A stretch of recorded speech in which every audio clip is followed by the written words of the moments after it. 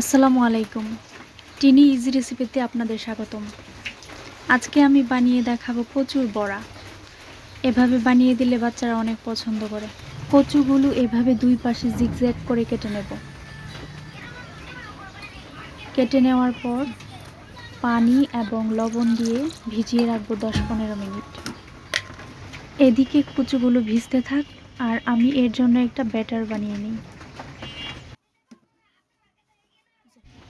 Batter বানানোর জন্য প্রথমে আমি নিয়ে নিলাম শুকনো চালের গুঁড়ো, দিলাম হলুদ, মরিচের গুঁড়া, ধনিয়া গুঁড়া, এবার দিব লবণ, এবার দিলাম জিরা বাটা, আদা বাটা, পেঁয়াজ বাটা।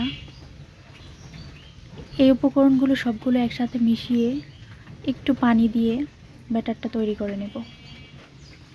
পানিটা আমি অল্প অল্প করে দেব যেন বুঝতে পারি। অল্প অল্প করে পানি দেওয়ার পর ব্যাটারটা আমার এইরকম কনসিস্টেন্সিতে এসেছে, যেন বড়াটার গায়ে লেগে থাকে। কচুগুলো আমি লবণ পানি থেকে তুলে ভালো মতো ধুয়ে নিয়েছিলাম।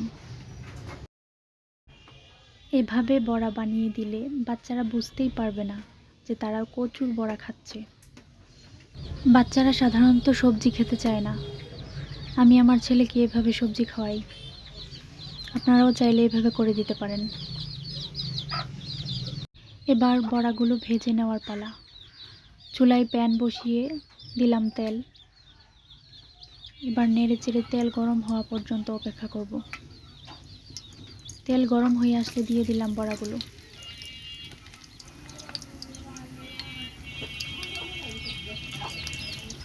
সবগুলো বড়া একে একে দিয়ে দিলাম।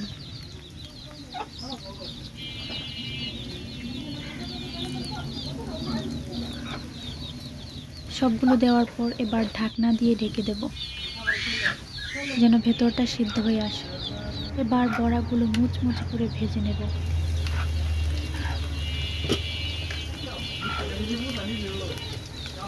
বড়াগুলো এখন উল্টে দেব।